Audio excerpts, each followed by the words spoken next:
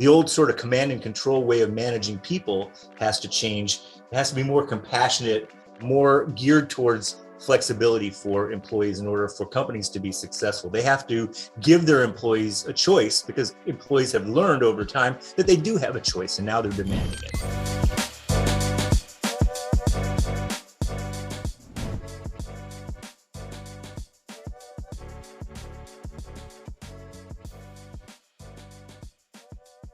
I'm Bob Massachetti, and we are back with another episode of Connected Conversations. And I am beyond thrilled to have Vic Bangia with us today from Virum Consulting and Outsource USA to kind of talk to us about what he's seeing in the industry. Vic is one of the foremost influencers in our space, and I'm really excited to have this conversation with him. It's long overdue, and I'm really looking forward to this one. So Vic, thank you for being with me today. Thank you for having me. I'm thrilled to be here as well. Awesome. Vic, if you could please give us your statement of qualification, why you're a thought leader in this space. Just give us your background, why you're able to speak on this topic so well.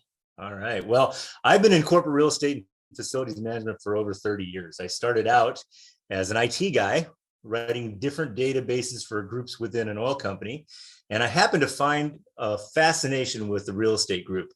And once I finished up my MBA I was working on, I went up to the real estate group and said, hey, I want to apply for this job that you have available. And they said, no, no.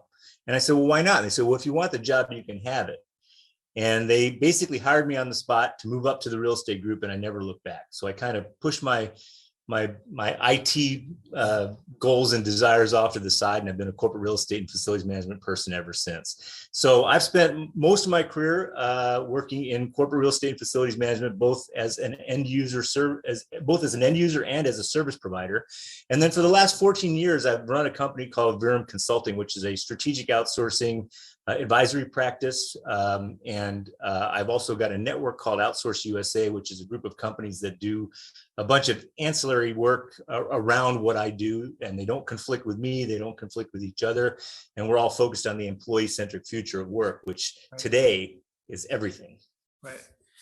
So what I think is really interesting about your background, which is very similar to my background, I came from a place where I worked in facilities departments, and I worked as a space planner. So when I engaged with you and found out that you worked in corporate real estate and then you moved into the consulting world, it's like, what better person to help people along with their corporate real estate and workplace journeys than somebody who's been there and done that, which leads me to how I start these podcasts every time. Vic, the connected workplace. What does that mean to you? What's real? What are you seeing? What are you hearing? What kind of thoughts does that evoke in you? The connected workplace. Well, the term connected workplace means that people need meaningful connections to do things right within their workspace. They need to have something that allows them to know that they're not wasting their time. COVID has kind of given everybody the opportunity over the last 2 years to reprioritize their life. In fact, I wrote an article on LinkedIn called The Great Reprioritization, which is what I think is leading to things like the Great Resignation. What it is everybody's understood that they have a compartmentalized life.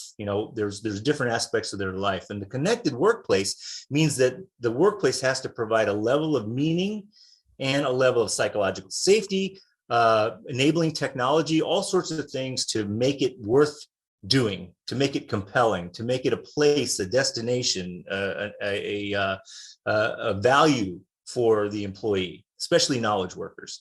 And so to me, connected workplace means something that creates a compelling environment where work gets done. So when you think about the connected workplace and you think about people made this huge shift, right? For the most part, they went from working in an office, being surrounded by their colleagues, to working from home for the most part over the last 2 years for all the reasons we all know about. What is important to the folks that you're working with as people begin to transition back to more of being in the office? I know hybrid work, I know all those words and things like that, But what are some of the things that you're hearing that's important for reentry and doing those things that you just laid out?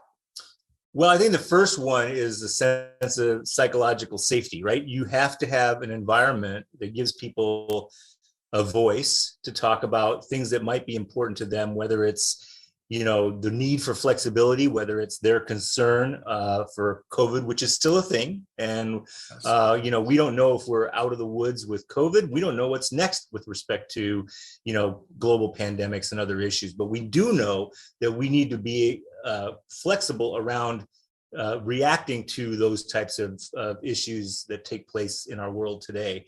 And so as long as we have given people the ability to voice those concerns and to have them heard and to be addressed, that's really what goes around psychological safety. And you want to combat people's cognitive bias. You want to combat all sorts of other challenges with getting people together. The next thing I think that's really important is leadership styles.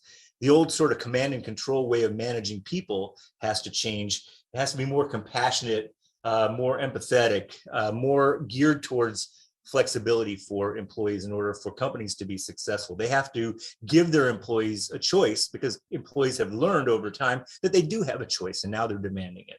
Right. So I want to go back to the whole psychological safety thing. Okay. I really like that. And then you used the term cognitive bias. If we could dig into that a little bit, because what I'm hearing from you is that with the pandemic, people may not be comfortable in certain circumstances, whether that's going into an office where there's somebody across from you, going onto a floor that's too crowded, going into the cafeteria that's too crowded.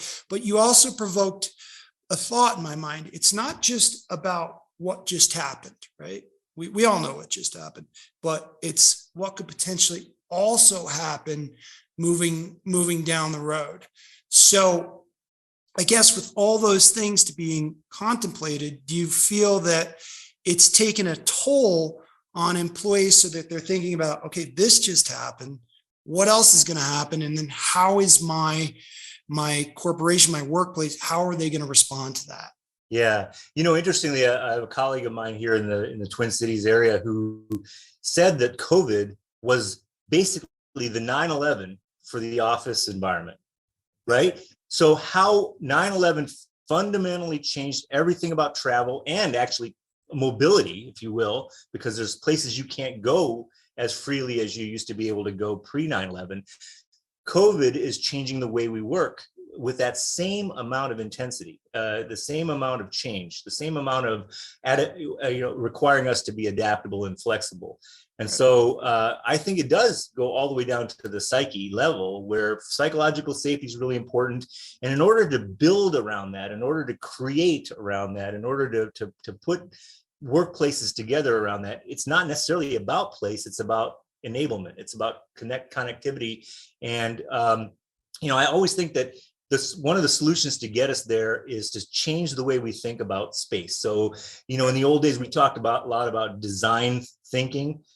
Design thinking to me doesn't really predict behavior, because it's kind of a build it and they will come sort of field of dreams mentality, which doesn't really capture what is important, which is the employee experience, right? So I think that you have to move sort of away from design thinking to more systems thinking. Now they're related, you still have to design, but systems thinking is, I like to use the analogy. It's like playing a game of Jenga, right? Are you familiar with Jenga? Of course. A little game. Yeah. So the important thing in Jenga is you want to make strategic moves that don't have huge repercussions, right? You want to make small, targeted moves that preserve the integrity of your Jenga tower. But one bad move might have serious repercussions for a company with respect to recruiting and retention and employee engagement. But smaller moves will get you to the right answer. Something I like to call successive approximation. You keep getting closer and closer and closer to the actual truth of your own company's requirements and needs based on their corporate culture. And as long as those moves are carefully timed and planned and you get input from your employees, then systems thinking lets you, get to the right answer for your company and its culture. if you design something by committee, no one will have the same design idea. So things will either die or there'll be a mismatch to your company's culture. So that's why I think you got to kind of involve more of a systems thinking approach to design. That's only one solution of creating the connected workplace, but that's a major one. So what you're talking about is change management, right? I've seen this time and time again with software projects I've been a part of, where somebody's taking something out that's been there for a long time, putting something new in, and the successful projects contemplated change management. The unsuccessful projects did not contemplate change management, didn't engage the stakeholders and said, okay, here's the new thing, now go use it. Yeah. Didn't work. And I liked your analogy of the Jenga. You got to pull those pieces out carefully so that you don't lose the structure of your tower. Is that fair? Absolutely fair. And in fact, I agree completely with you that it is a change management initiative that we're talking about. It all goes to change because we're fundamentally changing what work means. Work is not a place. It's not a destination. It is a thing that gets done. Now, how it gets done, that is what we're trying to figure out. And getting people connected around that is going to be very important. So one big important factor in that is data, right? Okay. To me, data equals truth, and Virum in my company's name is Latin for truth, but you need good data to show your employees. And that will serve to reduce that confirmation bias I talked about before. Because what is confirmation bias? It's you thinking the answer based on your worldview and your context of what you already believe in, and you have your own mental filters around. But data can't be refuted. If you have a data that shows that the workplace is safe, you can't go in there and say, well, it's unsafe, because the data shows that it is. So that'll reduce confirmation bias. Good and accurate data will reduce confirmation bias. It'll increase the psychological safety. It'll promote more open communication because everything is kind of based in the truth. There's no rumors going around about safety. The data tells you what's there and how safe the environment is. And when it comes to management around that, you get something called interpretive evaluation, which means I can take a look at the data and I can make future decisions in less time because now I have data to rely on. And if the data keeps getting better, my data-driven decisions are getting better, and the data supports and informs everything I do going forward, to the point where I can now rely on 100% on the data that I'm collecting to prove to my employees that this is a safe workplace environment, that the decisions we make around workplace and how we connect and what we do together collaboratively is based in data, which is evidentiary for things like outcomes-based performance management and all sorts of other things that are going to need to be in place for a connected workplace to survive and to thrive. So when you talk about this, when you talk about confirmation bias, I then start to think about echo chambers, right? If you're just talking amongst people who share the same views as you, you're just going to get back essentially what you want to hear. You're going to get an echo of your views and thoughts, which leads me down the path of thinking, well, if they want to break away from echo chambers and confirmation bias, then they need to be soliciting feedback from their employees. Are you saying that? Yeah, absolutely. And that's important to do. And this is kind of one of the reasons why, if you look at LinkedIn and you watch people posting and things, there's a lot of people out there that are still not listening to their employees, still not understanding what it is that drives them. But the solutions to some of those problems and challenges can exist in some of that enabling technology that we've been talking about, because it allows the work groups to sort of form organically. And when they do that, they sort of block out that echo chamber, right? You can, there's a book that I had back in the early 90s. It was written by a lady named Margaret Wheatley and another author named Myron Kellner Rogers. And it was called A Simpler Way. And it talked about how organizations in nature are formed and how nature organizes. And nature's way of organizing is pretty awesome. There's some really cool pictures in there and good, information about how you should allow your organizations to sort of naturally evolve and form. And I think if you bring that book from 1990 or whenever it was published into today. What enabling technology will do is in the workplace, it'll allow organizations and teams and work groups to form organically, but it'll allow you to schedule time in the office. You'll know who's there and who's not there, and then make the time that you're in the office together more meaningful, more related to your specified need. Like there's only one reason you're coming into the office, and it's for this purpose. Well, then you're motivated once you're in the office to get whatever it is you're going in there to do done. Specific intent, if you will. And then, it's the what, where, and why. So no one wastes their time. There's so many times I remember going into the office and then later wondering, why the heck did I do that? I didn't get anything accomplished. Well, that's because either somebody I wanted to be with wasn't there, or we just never had an agenda about why we were going to be there. It was one of those things where it was anticlimactic. And if that happens more than, a few times, then you just say, well, I'd rather just stay at home. But if you have the technology that allows you to create those work groups and shut out that confirmation bias, you'll increase performance. That intentional collaborative activity is going to be much more valuable and much more robust and productive. You reduce the need for multiple meetings, so that reduces burnout or apathy, if you will. People, don't get bored or disinterested in coming to the office. You get more team performance out of it, and that's really important, because I think everything moving forward needs to be, performance management needs to be outcomes based. I think management really needs to learn to let these groups form and work and collaborate, and then just get out of the way, let them do their thing. So well, how do you feel like an effective side? I mean to step on you there, but this keeps coming up. The office must have purpose. Every one of these I've done, in one way or another, the conversation is pointed to this. Yeah. So how do you think an effective leader, manager, whoever, can instill that sense of, okay, we need to collaborate. I'm going to leave it to you all to get together, collaborate, have meaningful work sessions, meaningful engagement. How do you do that as a leader? Well, it's funny. For the longest time, I think business could have taken lessons from coaching in sports. You're building teams in the sports world. Well, what does the coach do? The coach isn't there, sort of in a very command and control way. He or she is inspirational and steps out of the way and lets the team perform. And the team builds those small coalitions between themselves that really increase and enhance their performance together. I think good leaders are going to do that. They're going to, sort of support and then get out of the way. And again, you have to have all the other elements in place. Like I mentioned, you have to have a space that's been created through a level of systems thinking. You have to have data that supports what needs to get done, and then the enabling technology that allows all that collaboration to happen. It's not a sports team, it is a work team. And so you need those other elements to make it successful. I couldn't agree with you more. I grew up playing sports, baseball, basketball, football, and I loved it.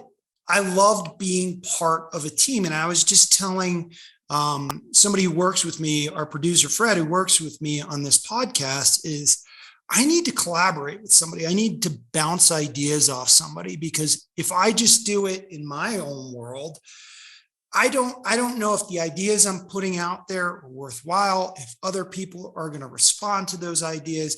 I think you really nailed something. And that's why I think, not to go off on a different tangent, but sports and the foundation that sports in early years in our lives can really give us in our professional careers and moving forward. And there are these companies and consulting firms that specialize in hiring D1 athletes in leadership roles and things like that. But I think you just touched on something really important, though, and it's something that's really important to me. If I'm working on something, especially something creative, I need somebody to bounce an idea off of. I want to do it collaboratively. I want to do it like, look what we did, not look what I did. And I think that's really important. And I think more managers, Vic, could really benefit from that and really understand, what does it take to be a leader of men and women, and really empower them to do their very best work together as a unit. I think that was a great sentiment. I Yeah, really well, I do. mean, if you think about it, the same thing is true with sports, and I played sports growing up, and whether it's sports or music or anything else where you're collaborating with people, the outcome is what's really important by the team. So when I talk about outcomes based performance management, I wasn't talking about individual performance. Now there's an aspect of it that's individual, because if you're not doing the job, you'll find your bliss somewhere else for working for another company very soon. But what you want to measure is the performance of the team, and that encourages the team to collaborate and work together, because everybody's got to be successful or nobody's successful. And you don't want to create a team where there's one or two standouts. That's really not the right definition of team for me. Even in the sporting world, we have a couple, the LA Lakers are having that problem. The LA Lakers are having that problem right now. Yeah. It works to a certain extent, but then when there is only one person that the whole team, like you mentioned a team name and there's only one person that on that team, then that's a problem, right? And at some point that's going to fall apart on itself, because that one individual can't carry the whole team. So I think it's an important thing to instill that type of coaching. And so I think leaders going forward have to be coaches. They have to be, again, as I mentioned, compassionate, empathetic, and flexible. And they have to look at this what they're doing as being more inspirational. And the teams have to look at what they're doing as being more aspirational. And as long as they do that, the workplace will be successful wherever that workplace comes together. It can happen in cyberspace. It can happen in a physical environment, but you'll see it naturally form rather than be forced to form. What's funny? My background for the last, 10, 15 years has been in sales, right? And I see this more and more with sales managers. I call them weathermen. Yeah. They just want to report on what's the pipeline, what are the numbers, and some that are really down in the weeds, phone calls, emails, what's the number of contacts you made and things like that. To me, that's not an effective leader. At the end of the day, what's the overarching strategy? What are the business problems? What's working? What's not working? What's the industry telling you? We're seeing this over here, so let's apply what we're seeing over here to over there, as opposed to just being a weatherman. And that's we could get into leadership coaching and all those things for days, but I really do like holistically what you're saying in terms of, it's more of purposeful work. Equitable work is a term I've heard that I really like. Yep. And having a purpose. Now, let me ask you this: outside of the people and the interactions and the leadership styles, what can corporations do so that the environment, the physical environment, breeds that type of collaboration and breeds that type of togetherness, the actual work environment? Well, I think some of it's observational. You do need to see how people interact within your space, because the evidence is already there. If I walk into my client's office, I can watch how people collaborate. I can watch where they collaborate. I can see how work is getting done and where, certain parts of the facility are either underutilized or it's just not leveraged internally. And so the question is to see where that's happening, and then turn around and ask your employees that question. Well, how come nobody ever uses this particular, collaborative space that we created for your benefit? That goes back to that design thinking problem I mentioned earlier. If that was designed because the designer said, hey, we'll do this and everybody will go to that location within the building and collaborate there, and it's not happening, well, then they were wrong. It's not, it's a good idea maybe when they were thinking about it, but it's not what's happening in practice. So I think you got to, flip that around and use the observational metrics to determine, what the design needs to be. And that goes back to systems thinking, right? That's really more about behaviors and looking at what behaviors are exhibited. And then even when you're observing that, you want to go in there and ask questions about, well, if this could be done better, how could it be done better? Because, even if they are going to a particular part of the facility to collaborate, there's a reason why they're doing that. And that might not even be 100%, of what they would rather have. So you want to find out where those gaps are and enhance those spaces as well. this is a use case that I always pointed to with sensors.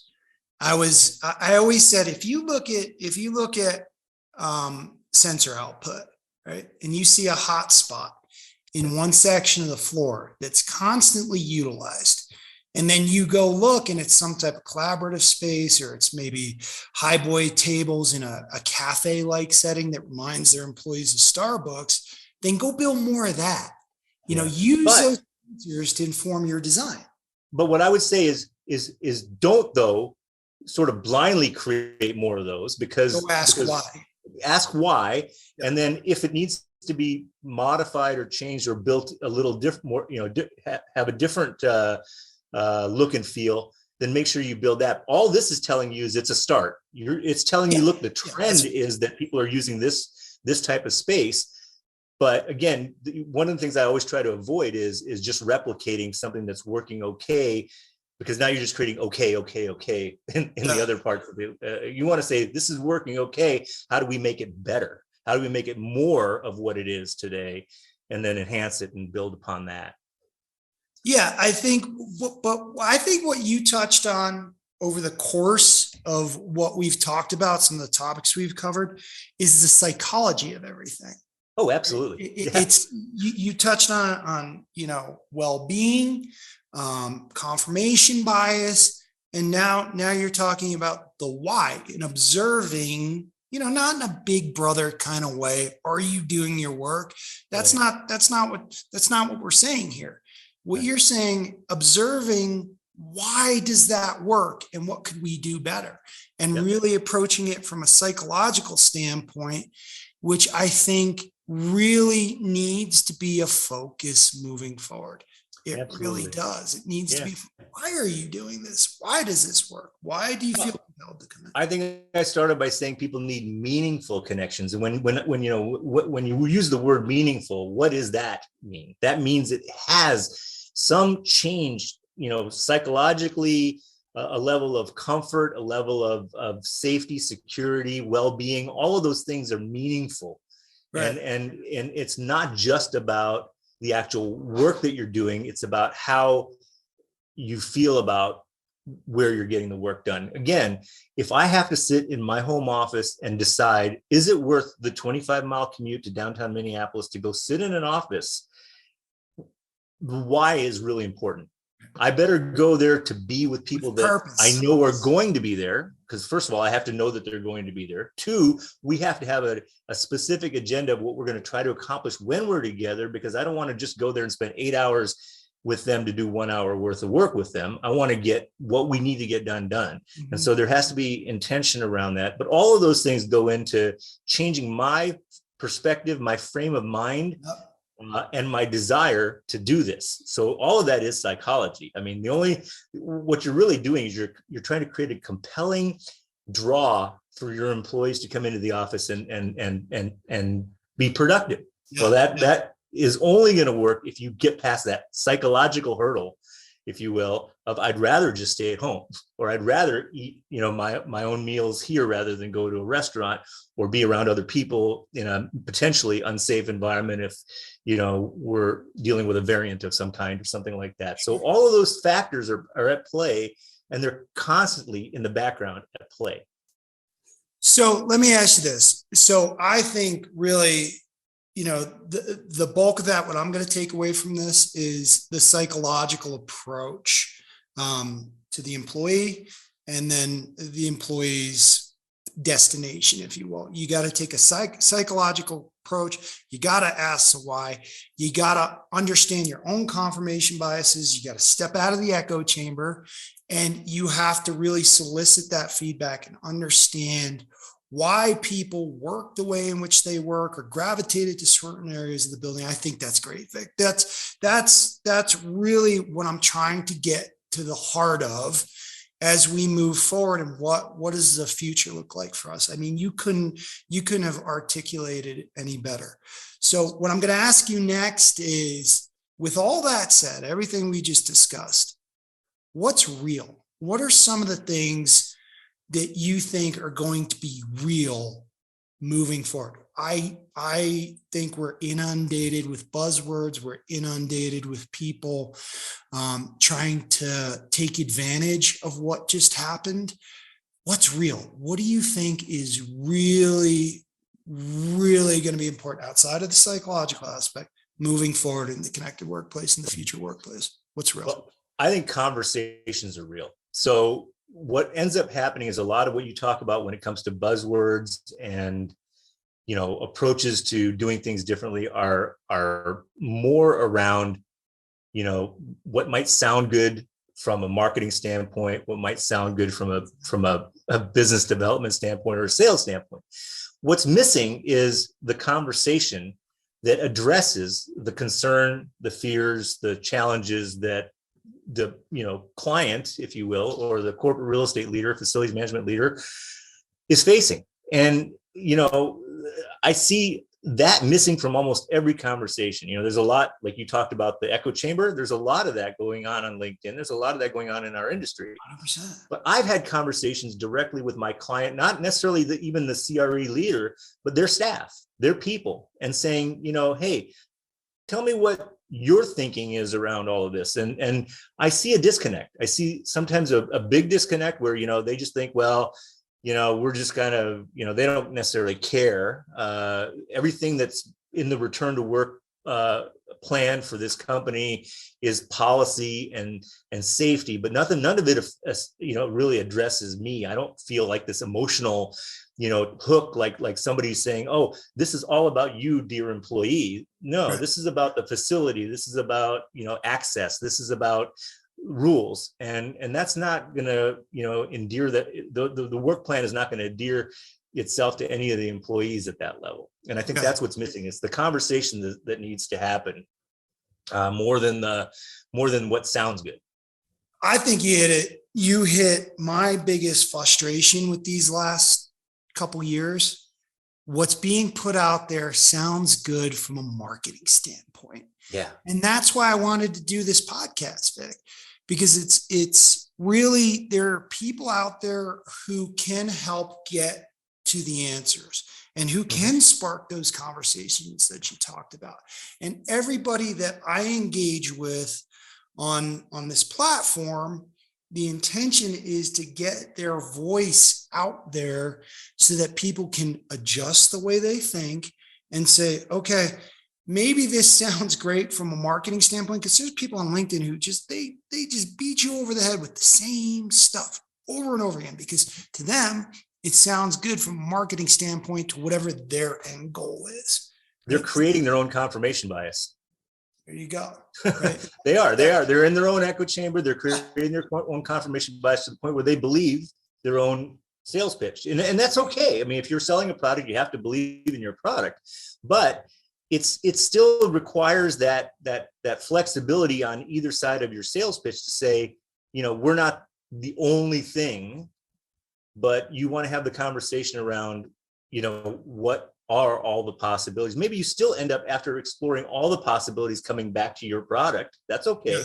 But I think there's a lot more sort of very heavily directed marketing going on for particular products and particular services and particular answers to questions that those aren't, there's no way to answer them yet. We're evolving the answer. And that's what I'm really striving to do. Not that I'm some great visionary or anything like that, but these last 2 years, it's just like, enough of this. I saw it at some of the trade shows that I went to post pandemic, as things were slowly starting to open up. The exhibit halls were empty, but it wasn't empty, Vic, where they were serving lunch. Lunch was packed and people were, it's good to see you. And people are getting back together as a community. And it's like, I get it. Even though I'm charged with selling a product, it's like, I understand why they're over there and they're not here. Unless it's friends of mine that want to come say hi, how you been, catch up with me on my life and what I'm doing.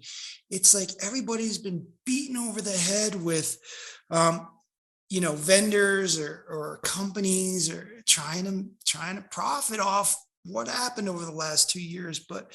And it just popped into my mind as you were talking. I was like, they were over eating and breaking bread together and catching up on the last couple of years and not listening to a sales pitch.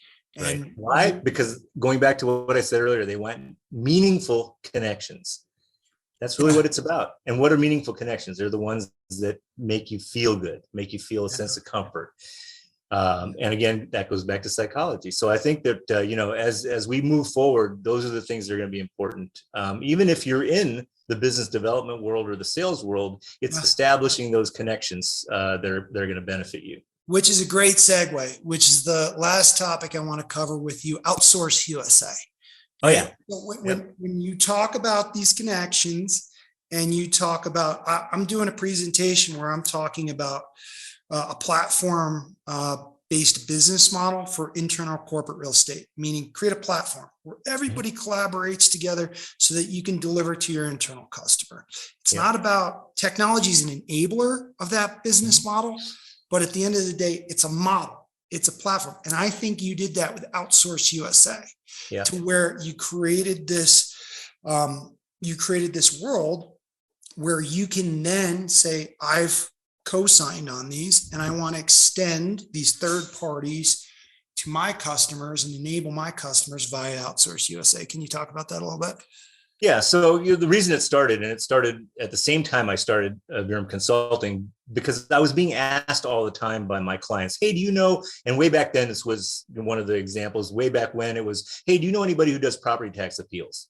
And I said, well, yeah, I do. But I didn't have a formal relationship with that entity. And so I needed to create something that would allow me to say, you know what? Yeah, I know somebody and they're actually vetted by me and they're part of my network. And so I created a network of companies that, I was thinking about things like cost segregation at the time and property tax appeals and some things like that.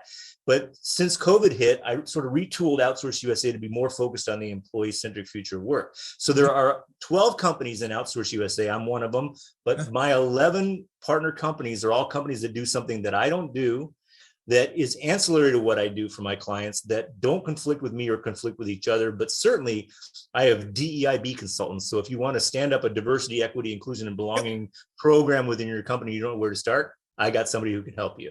I got somebody who can help you develop internal cultures within your company that are more geared towards the change management that needs to take place. Executive leadership coaching, site selection, data analytics. There's companies that do all sorts of things within that network at outsourceusa.com. You can see all of their bios and everything. They're all independent companies. So I don't own or have a financial interest in any of them. But what they are partners to me, and what we are together is almost like a referral and recommendation network. But the good thing is that philosophically, they all believe that the employee-centric future of work is where it's at. And really, that's what it's all about. Because again, it's connectivity. That if you look at the logo for Outsource USA, it's 12 connected dots, all connected to each of the other 11 dots. So it's all about connections. You've created a platform. You've created a platform, and this is exactly what I'm going to try to convey in my presentation about bringing all these support functions together that you could potentially use to deliver to your external customers. So Vic, we've gone for quite a bit of time here.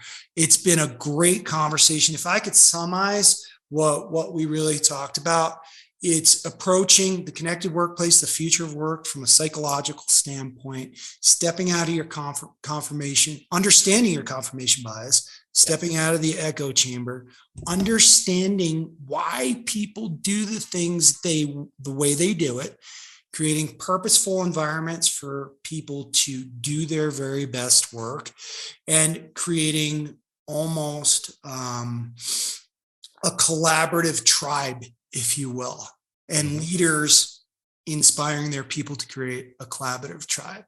And I found a lot of what you had to say to be really compelling and interesting. And I appreciate your time. You're a true influencer in the industry.